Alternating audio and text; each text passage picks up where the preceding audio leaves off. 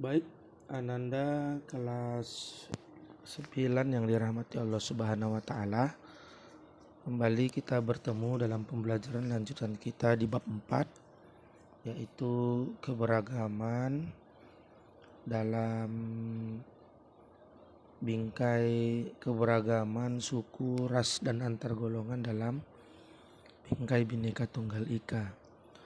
Setelah kita mempelajari makna persatuan, kemudian bagaimana menumbuhkan sikap, serta keberagaman yang terjadi dalam masyarakat Indonesia, maka kali ini kita akan membahas permasalahan yang muncul dalam keberagaman suku, agama, ras, dan antar golongan. Ada beberapa permasalahan yang muncul dalam keberagaman suku, agama, ras, dan antar golongan ini. Tidak hanya di negara kita, tapi hampir di belahan dunia yang lain atau di negara yang lain, permasalahan yang sama muncul. Tetapi kali ini kita mengkaji atau membahas permasalahan kepada fokus di negara kita. Nah, beberapa contoh yang menjadi permasalahan yang muncul dalam keberagaman ini, yang pertama yaitu adanya tindakan kekerasan yang dilakukan oleh sekelompok ras atau agama tertentu kepada ras atau agama yang lain. Walaupun ini tingkat atau intensitasnya kecil sekali, tetapi tetap saja ada potensi-potensi ini. Ya, tidak secara fisik tapi secara sentuhan-sentuhan yang lain, ya, misalnya melalui pernyataan-pernyataan yang akhirnya menimbulkan konflik. Ya, kemudian yang berikutnya itu adanya penindasan dari kelompok yang kaya kepada kelompok yang miskin, adanya sikap merasa paling benar atau paling baik daripada yang lain, yang merendahkan orang lain atau agama lain serta ras lain, menganggap agama, rasnya atau kelompoknya menjadi kelompok yang paling hebat atau merasa punya peran yang sangat luar biasa. Dan yang terakhir itu, ini yang paling menonjol, yaitu tidak memiliki sikap tenggang rasa, tidak mau bergaul, ya, dengan orang yang berbeda agama dan golongan. Nah, jadi golongan priai, golongan ningrat menganggap golongan yang tidak ningrat itu menjadi golongan yang rendah, ya, masyarakat biasa, sehingga tidak bisa dijadikan teman dalam pergaulan hidup. Upaya untuk mengatasi permasalahan yang muncul dalam hal ini adalah dengan menumbuhkan rasa memiliki, ya, rela berkorban, cinta tanah air, kemudian memahami dan menghayati berbagai simbol-simbol kedaulatan atau tanda-tanda persatuan Indonesia. Ya. Perlu kita ketahui bahwa negara kita memiliki berbagai lambang kedaulatan dan tanda-tanda kehormatan sebagai bangsa Indonesia. Salah satu bentuk dari lambang-lambang kedaulatan atau tanda kehormatan bangsa itu adalah yang pertama itu bendera. Kita tahu bendera merupakan penjelmaan dan cita-cita tinggi yang terkandung dalam jiwa bangsa Indonesia. Pasal 35 Undang-Undang Dasar 1945 berbunyi, bendera negara Indonesia ialah sang merah putih. Sang saka merah putih merupakan lambang kedaulatan dan kehormatan bangsa dan negara Indonesia. Sang merah putih ini hampir di seluruh penjuru negara wilayah, hampir di seluruh penjuru wilayah negara Kesatuan Republik Indonesia dikibarkan, ya, baik di instansi pemerintah, swasta maupun tempat-tempat yang dianggap sakral, tidak hanya pada saat proklamasi 17 Agustus, tetapi bisa dikibarkan pada setiap hari, ya, terutama di instansi-instansi pemerintah. Nah, yang kedua, untuk nilai atau upaya pemersatu yaitu lambang negara Indonesia, yaitu burung Garuda atau Garuda Pancasila. Ya, kita tahu burung Garuda merupakan lambang kekuasaan dan kekuatan yang kalau kita baca sekilas, setiap sayapnya terdiri atas 17 helai ekor, terdiri dari 8 helai bulu sisik di bawah perisai berjumlah 19 helai, dan di atas perisai 45 helai. Hal ini melambangkan proklamasi kemerdekaan 17/8/1945. Ya. Kemudian di kalungnya, di tengahnya terdapat garis yang melambangkan garis khatulistiwa serta 5 ruang yang memuat simbol-simbol dasar negara Pancasila. Ya. Antara lain 5 sila sama-sama kita ketahui. Sila pertama, ya, berbentuk bintang bersudut 5, yaitu ketuhanan yang Maha Esa. Kemudian ada rantai persegi yang melambangkan kemanusiaan yang adil dan beradab. Kemudian lambang pohon beringin sebagai pemersatu atau persatuan Indonesia. Kepala banteng sebagai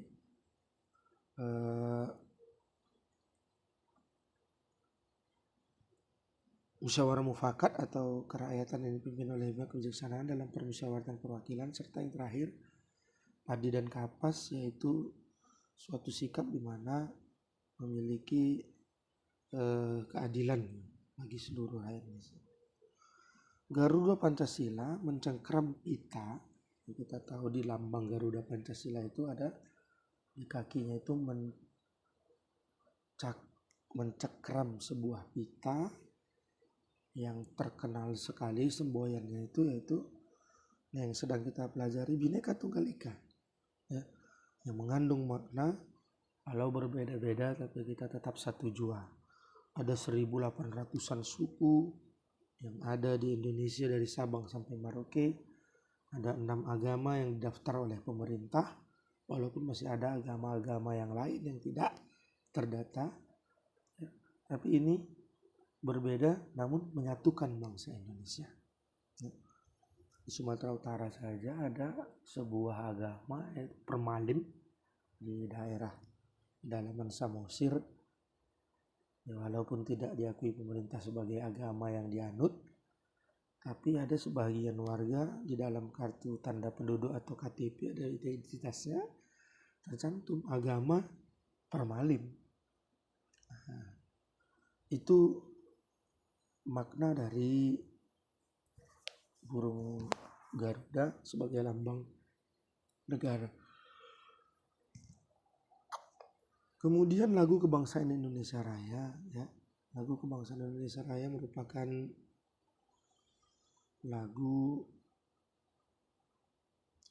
kebangsaan yang diperdengarkan pada waktu-waktu tertentu saja, ya.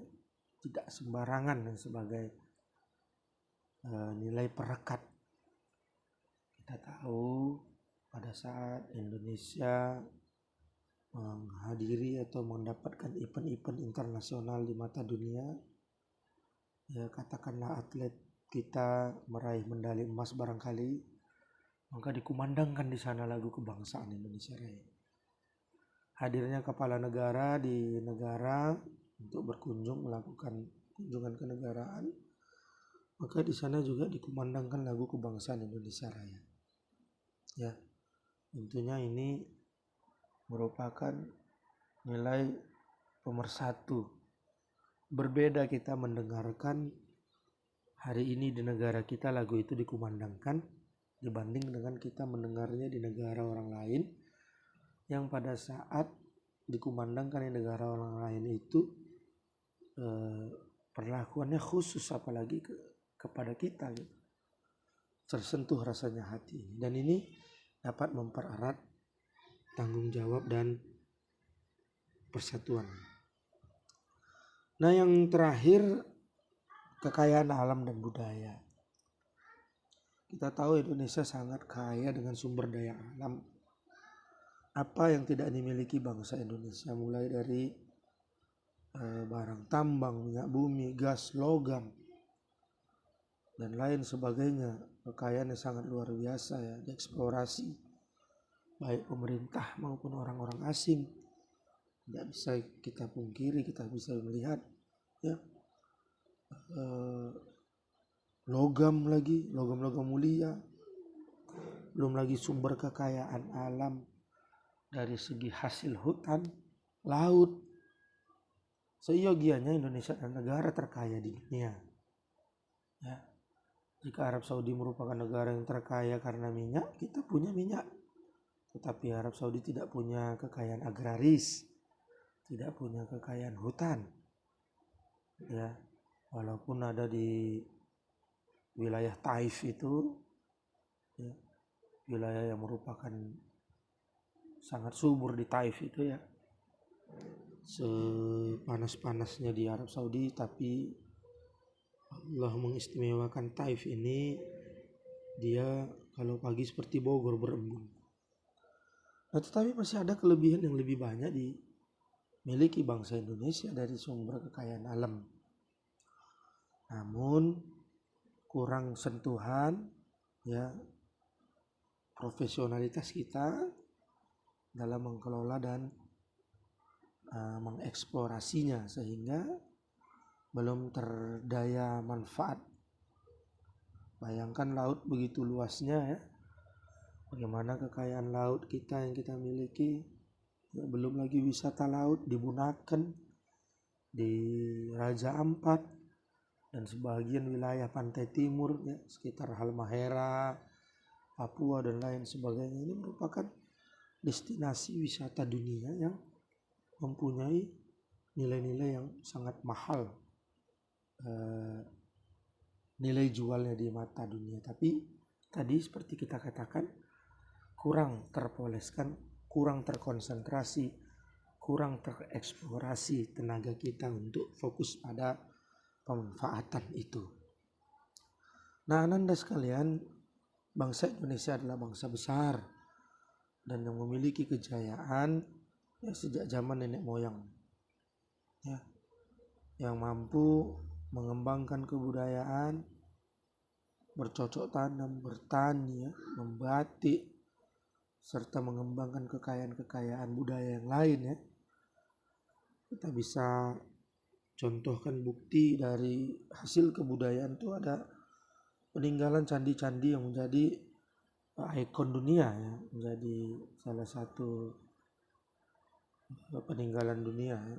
Candi Borobudur, Candi Mendut, Prambanan, dan lain sebagainya.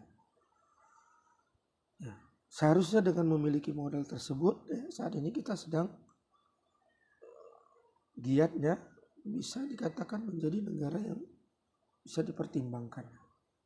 Dan semua ini ya dapat mencegah kita untuk